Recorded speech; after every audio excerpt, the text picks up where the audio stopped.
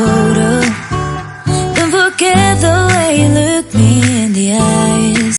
बारिश के मौसम में बहुत सारी छोटी मोटी प्रॉब्लम हमारे घर में आ जाती हैं। मोल्ड, फंगस, इंसेक्ट, मॉइस्चर, चिपचिपापन, इन सारी प्रॉब्लम का सिंपल बट कंप्लीट सॉल्यूशन मैं आज आपके साथ शेयर कर रही हूँ। नमस्ते and welcome back to Rebounce again. बेड में रेनी सीजन में सर के पास इस तरह का पैच बन जाता है। वो इसलिए कि हमारे हेयर में भी थोड़ा बहुत मॉइस्चर होता है और बाहर का मॉइस्चर बेडशीट में भी एब्जॉर्ब हो जाता है। तो जनरली जहाँ हमारा सर होता है वहाँ पे वो ड्राई नहीं हो पाता और फंगस डेवलप हो जाता है। इस प्रॉब्लम के सोल्यूशन के लिए नेक्स्ट टाइम जब आप आयरनिंग करें तो यहीं पे बेडशीट बिछा के आयरन करें। हीट की वजह से बेडशीट ड्राई हो जाएगी और इस तरह का पैच डेवलप नहीं होगा।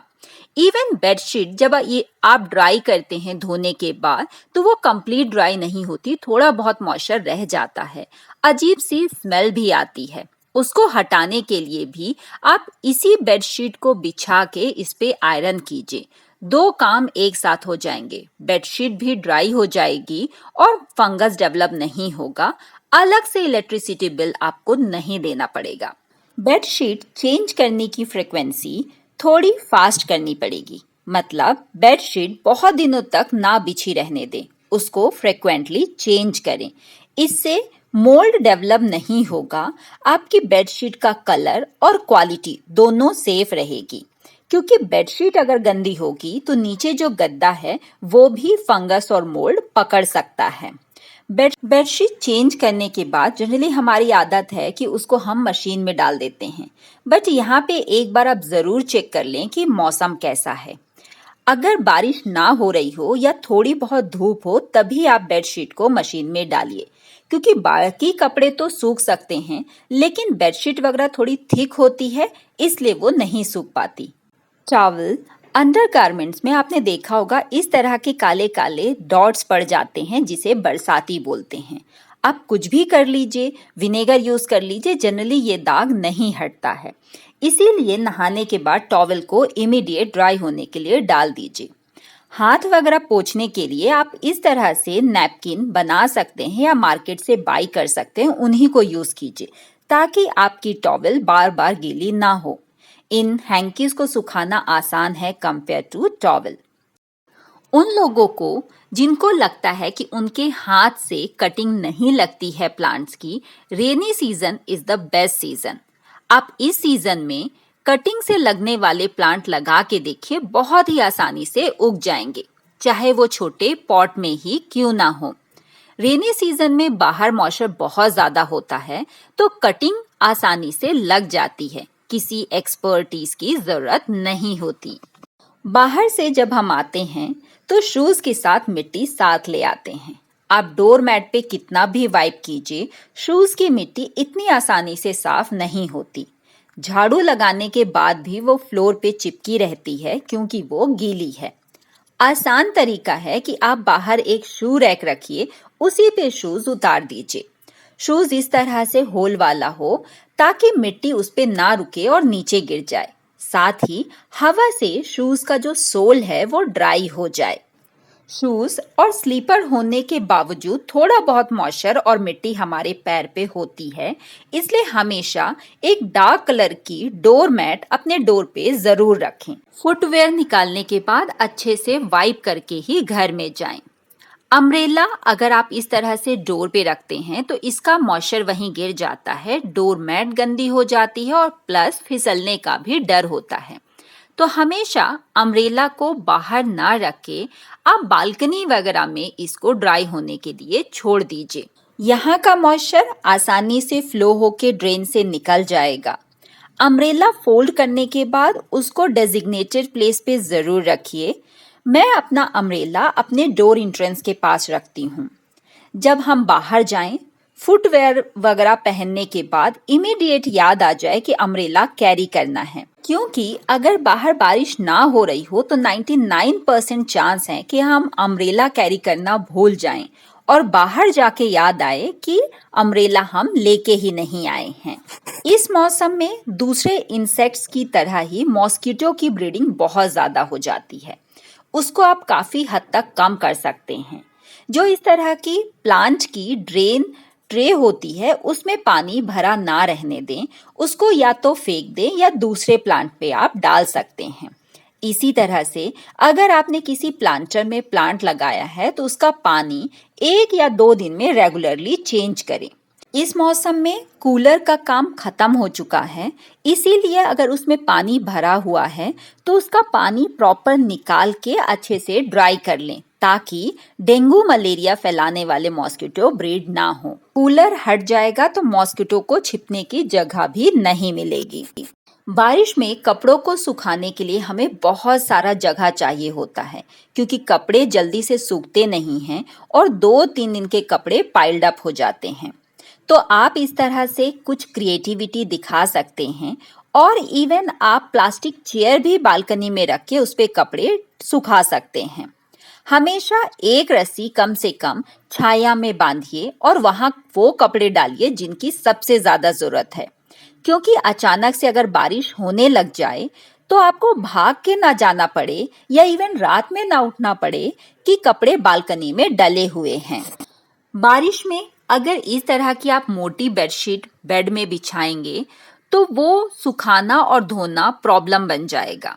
तो इस तरह की बेडशीट यूज ना करके आप कॉटन की ही बेडशीट यूज कीजिए, बट थोड़ी पतली। ये वाली बेडशीट बहुत ही लाइट वेट है।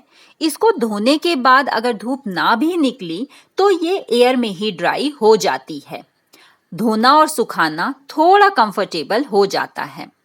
बारिश में जो स्मेल आती है कपड़ों से उसको हटाने के लिए, इंसेक्ट्स को दूर रखने के लिए आप फिनाइल की टैबलेट बेड के नीचे चारों तरफ जरूर डाल दें। इवन कबर्ड में अगर आप सिलिका जेल रखते हैं तो वेल एंड गुड, नहीं तो आप सिर्फ फिनाइल की गोलियां ही कपड़ों में रैप करके डाल सकते हैं। इंसेक्ट्स को दूर रखने के लिए बेसिन में भी जरूर डालें। अगर आप भी वुडन फर्नीचर के लवर हैं मेरी तरह, तो आपने नोटिस किया होगा कि जो हिडन पार्ट होते हैं वहां पे मोल्ड और फंगस ग्रो हो जाता है। फर्नीचर की शाइन भी खत्म हो जाती है। इस प्रॉब्लम को दूर करने के लिए आपको लेना है ऑयल और कॉटन का थोड़ा सा टुकड़ा।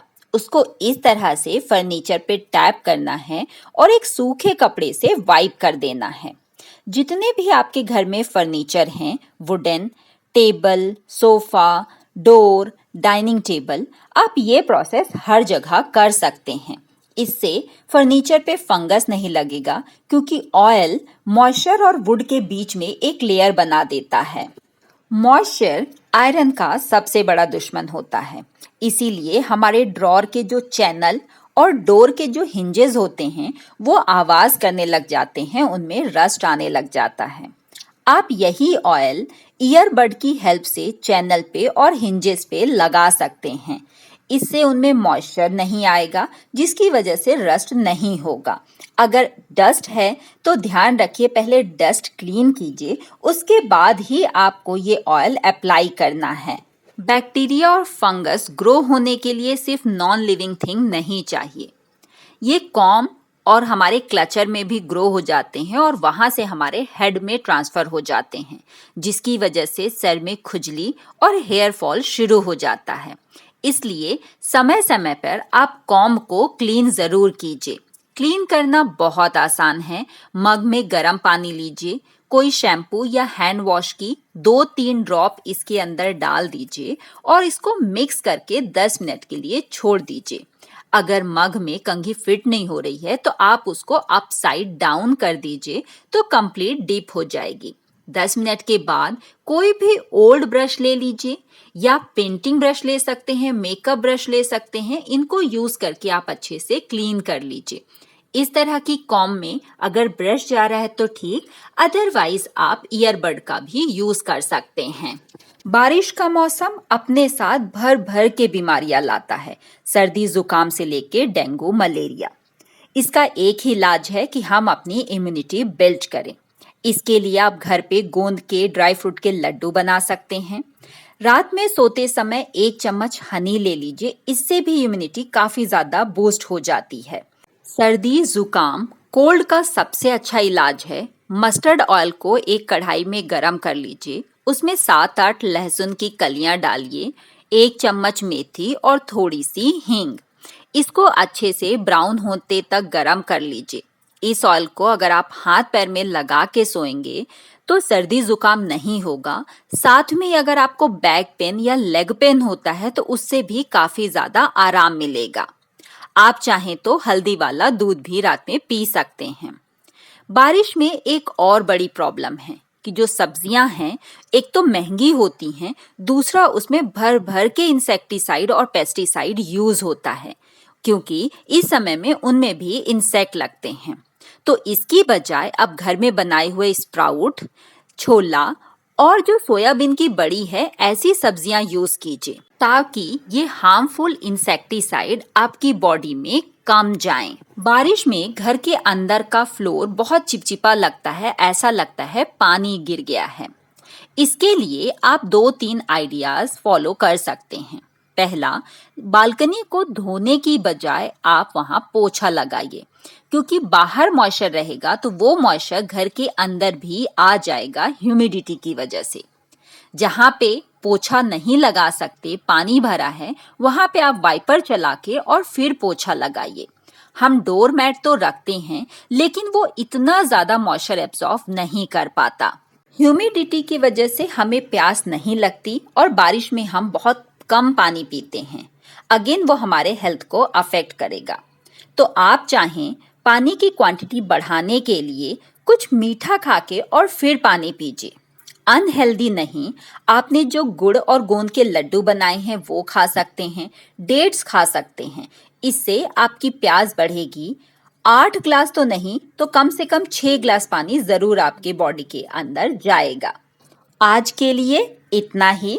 मिलते हैं अगले वीडियो में बहुत ही जल्द। तब तक के लिए बाय बाय एंड ढेर सारा प्यार फ्रॉम रीबाउंस अगेन की तरफ से। आप अपना और अपनी फैमिली का ख्याल रखते रहिए। I remember when we were staring for